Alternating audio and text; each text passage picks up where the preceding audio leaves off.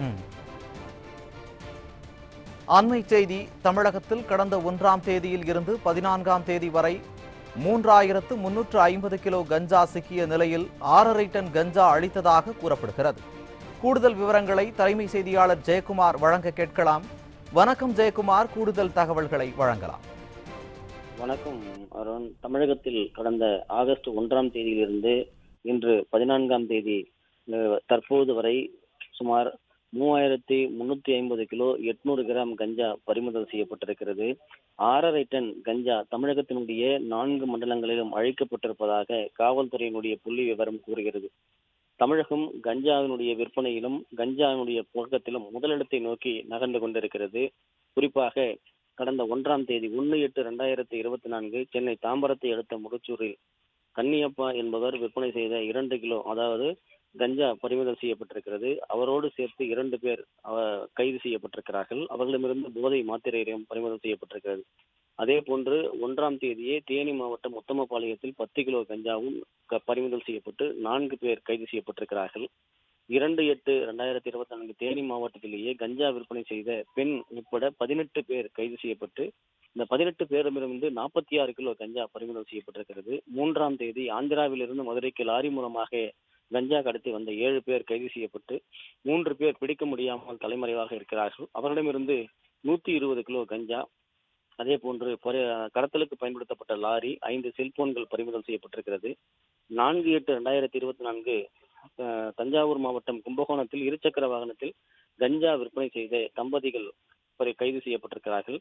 அவர்களிடமிருந்து 5 கிலோ கஞ்சா, செல்போன், இருசக்கர வாகனங்கள் பறிமுதல் செய்யப்பட்டிருக்கிறது. 4/8/2024 கடலூர் மாவட்டம் பண்ருட்டி அருகே இருசக்கர வாகனத்தில் கஞ்சா விற்பனை செய்த 4 பேர் கைது செய்யப்பட்டிருக்கிறார்கள். அவர்களிடமிருந்து 2 கிலோ 300 கிராம் கஞ்சா பறிமுதல் செய்யப்பட்டிருக்கிறது. குறிப்பாக இதில் தலைமறைவாக 2 பேரை பிடிக்க முடியாமல் போலீசார் திணறி வருகிறார்கள். 4/8/2024 கடலூர் மாவட்டம் திட்டக்குடி அருகே கஞ்சா செடி வளர்த்த வீரமணி என்பவர் கைது செய்யப்பட்டிருக்கிறார். அவரது வீட்டில் வளர்த்த 3 கஞ்சா செடிகளை போலீசார் பறிமுதல் செய்திருக்கிறார்கள். கஞ்சா விற்பனை மட்டுமல்லாது கஞ்சா விளைவிக்கக்கூடிய மாவட்டங்களாக தமிழகத்தினுடைய பல்வேறு மாவட்டங்கள் மாறி வருகிறது.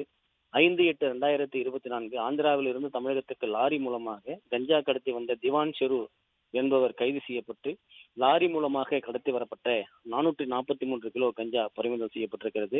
இது தொடர்பாக ஆந்திர மாநிலம் ராஜமகேந்திரம் போலீசார் வழக்கு பதிவு செய்து விசாரணை மேற்கொண்டு வருவது குறிப்பிடத்தக்கது. குறிப்பாக ஆந்திராவில் இருந்து தமிழகத்திற்கு லாரி மூலமாக கடத்தி வரப்பட்டிருக்கிறது. இந்த கடத்தலுக்கு பயன்படுத்தப்பட்ட லாரி ஓட்டுநர் திவான் ஷெரு என்பவர் பாண்டிச்சேரியை சேர்ந்தவர் என்று கூறப்படுகிறது. அதே போன்று 5/8/2024 கோவை லங்கானா பகுதியில் இருக்கக்கூடிய வட மாநிலத்தைச் சேர்ந்த 7 பேரிடமிருந்து 11 கிலோ கஞ்சா பொட்டலங்கள் பறிமுதல் செய்யப்பட்டிருக்கிறது. 5/8/2024 திண்டுக்கல் மாவட்டம் பழனி அருகே பாஸ்கரன், ஆறுமுகம் என்ற 2 கஞ்சா வியாபாரிகளிடமிருந்து சுமார் 3.5 கிலோ கஞ்சா பறிமுதல் செய்யப்பட்டிருக்கிறது. 5/8/2024 திருப்பத்தூர் மாவட்டம் ஜோலார்பேட்டையில் அதாவது ரயில் நிலையம் அருகே 3 கிலோ கஞ்சா ஒடிசாவைச் சேர்ந்த விராலால் நியாஸ் என்பவர் கைது செய்யப்பட்டிருக்கிறார். அவரிடமிருந்து 3 கிலோ கஞ்சா பறிமுதல் செய்யப்பட்டிருக்கிறது. 6/8/2024 திருவள்ளூர் மாவட்டம் திருத்தணி அருகே ஆந்திராவிலிருந்து கொண்டு வரப்பட்ட 4 கிலோ கஞ்சா பறிமுதல் செய்யப்பட்டிருக்கிறது. சி என்கிற ஒரு நபர் சிக்கியிருக்கிறார். 6/8/2024 சென்னை கொளத்தூர் பகுதியில் கஞ்சா விற்பனை செய்த 3 பேர் கைது. அவர்களிடமிருந்து 5 கிலோ கஞ்சா பறிமுதல் செய்யப்பட்டிருக்கிறது. இந்த கொளத்தூர் தொகுதி என்பது தமிழகத்தை ஆளக்கூடிய திமுகவினுடைய தலைவரும் முதலமைச்சருமான மு.க. ஸ்டாலினுடைய தொகுதி என்பது குறிப்பிடத்தக்கது. அதே போன்று 7/8/2024 சென்னை புளியந்தோப்பு பகுதியில் கஞ்சா விற்பனை செய்து வந்த பிரபு என்பவர் போலீசாருக்கு தகவல் கொடுத்ததாக விக்கி என்பவர் அந்த கஞ்சா வியாபாரி ஆட்டோவின் மூலமாக அவரை கடத்தி சென்று பிரபு அவரது நண்பர்கள் அதாவது சதீஷ், நரேன், சரவணன் ஆகிய 3 பேரும் கடுமையாக தாக்கி இருக்கிறார்கள். பிரபு என்பவர் மிகுந்த தாக்குதலுக்கு உள்ளாகி இருக்கிறார். மிகுந்த ஒரு துயரமான ஒரு செய்தியாக இதனை பார்க்க முடிகிறது. அதே போன்று 8/8/2024 தூத்துக்குடி மாவட்டம் மசார்பட்டியில் கஞ்சா விற்பனை செய்து வந்த ஷாஜஹான் என்பவர் கைது செய்யப்பட்டிருக்கிறார்.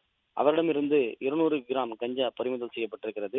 9/8/2024 புதுக்கோட்டை மாவட்டம் கரம்பக்குடியில் 19 வயது மதிக்கத்தக்க இளைஞர் கைது செய்யப்பட்டிருக்கிறார். அவரோடு ஒரு சிறுவரும் கைதாகி இருக்கிறார்.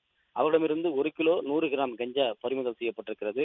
9/8/2024 தஞ்சாவூர் மாவட்டம் பட்டுக்கோட்டை அருகே அதிராமப்பட்டினம் பகுதியில் அதாவது பணியிடம் நீக்கம் செய்யப்பட்ட காவலர் சங்கரபாண்டியனும் அவரது உறவினர் தவமணியும் சேர்ந்து 117 கிலோ கஞ்சா கடத்தி இருக்கிறார்கள். திமுக ஆட்சியில் காவலர் எல்லாம் தற்போது கஞ்சா கடத்தக்கூடிய வேலைகளில் ஈடுபடுவது இதன் மூலமாக பட்டவர்த்தனமாக அம்பலமாகி இருக்கிறது.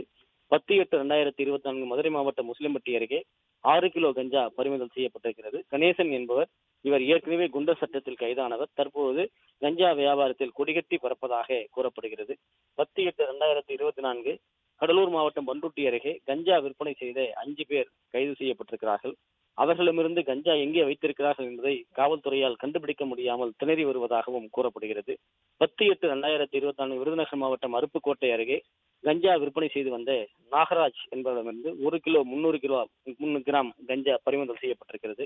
12/8/2024 திருவள்ளூர் அருகே ஆந்திராவில் இருந்து கடத்தி வரப்பட்ட சுமார் 100 கிலோ கஞ்சா பறிமுதல் செய்யப்பட்டு 2 பேர் சிக்கியிருக்கிறார்கள். இந்த கடத்தலுக்கு பயன்படுத்தப்பட்ட லாரி மற்றும் அந்த திருவள்ளூர் வழியாக தூத்துக்குடிக்கு கடத்தி சென்று கடல் மார்க்கமாக இந்த கஞ்சா விற்பனையை இவர்கள் தீவிரப்படுத்தி இருப்பது தெரிய வந்திருக்கிறது.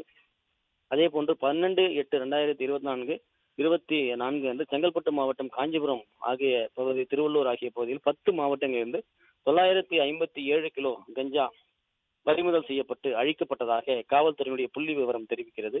12/8/2024 தஞ்சை மாவட்டம், பூதலூர், அரியலூர், கரூர் ஆகிய மாவட்டங்களிலிருந்து 1145 கிலோ பறிமுதல் செய்யப்பட்டு அழிக்கப்பட்டதாக கூறப்படுகிறது. 12/8/2024 கோவையை சுற்றி இருக்கக்கூடிய 9 மாவட்டங்களில் சுமார் 350 கிலோ கஞ்சா மற்றும் கஞ்சா சாக்லேட் பறிமுதல் செய்யப்பட்டு அளிக்கப்பட்டதாக புள்ளி விவரம் கூறுகிறது. 13/8/2024 காஞ்சிபுரம் மாவட்டம் சிறு காவேரிப்பாக்கம் பகுதியில் கூலி தொழிலாளி ஒருவரிடமிருந்து 1 கிலோ 400 கிராம் கஞ்சா பறிமுதல் செய்யப்பட்டு வெங்கடேசன் என்பவர் கைது செய்யப்பட்டிருக்கிறார். 13/8/2024 வேலூர் மாவட்டம் காட்பாடி அருகே அரசு அந்த பேருந்து 8 கிலோ கஞ்சா பறிமுதல் செய்யப்பட்டிருக்கிறது. கன்னியாகுமரியைச் சேர்ந்த கணேசன் என்பவர் இந்த விற்பனையை செய்து வந்ததாக கூறப்படுகிறது. அதற்காக கொண்டு சென்றதாக விசாரணையில் தெரிய வந்திருக்கிறது. அரசு பேருந்துகள் எல்லாம் தற்போது கஞ்சா கடத்தக்கூடிய வாகனமாக மாறி இருப்பதுதான் இந்த விடியா திமுக அரசின் சாதனை என்று அந்த பகுதியில் இருக்கக்கூடிய மக்கள் குற்றம் சாட்டியிருக்கிறார்கள். 13/8/2024 திருவண்ணாமலை மாவட்டம் ஆரணி அருகே அரசு பேருந்தில் கடத்தி வரப்பட்ட 4 கிலோ கஞ்சா பறிமுதல் செய்யப்பட்டிருக்கிறது. 3 குற்றவாளிகள் சிக்கியிருக்கிறார்கள். அரசு பேருந்துகள் எல்லாம் தற்போது இந்த கஞ்சா கடத்துவது வாடிக்கையாக இருப்பதாக ஆரணியில் இருக்கக்கூடிய பொதுமக்கள் வேதனை தெரிவித்திருக்கிறார்கள். 14/8/2024 ஆந்திராவில் இருந்து கன்னியாகுமரிக்கு கடத்தி வரப்பட்ட 3 கிலோ கஞ்சா ஆரலூர் வாய்மொழியைச் சேர்ந்த 2 பேர் சிக்கியிருக்கிறார்கள். அதே போன்று 14/8/2024 செங்கல்பட்டு மாவட்டம் பெருங்குளத்தூர் ரயில் நிலையம் அருகே 1.5 கிலோ கஞ்சா 30 போதை மாத்திரைகள் பறிமுதல் செய்யப்பட்டிருக்கிறது. நுங்கம்பாக்கம் பகுதியைச் சேர்ந்த விஜய் கருப்பு என்கிற வெங்கடேசன் என்ற 2 பேர் கைது செய்யப்பட்டிருக்கிறார்கள்.